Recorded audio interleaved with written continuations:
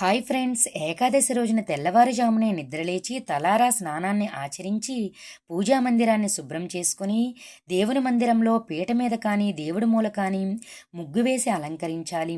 శ్రీ మహావిష్ణువు లక్ష్మీదేవి ప్రతిమను పెట్టి గంధం కుంకుమ బుట్లతో అలంకరించాలి. ఒక్కరినే పూజించకూడదు.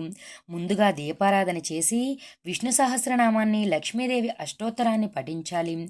ఓం నమో నారాయణాయ అనే మంత్రాన్ని ఈ రోజంతా జపించడం చాలా మంచిది.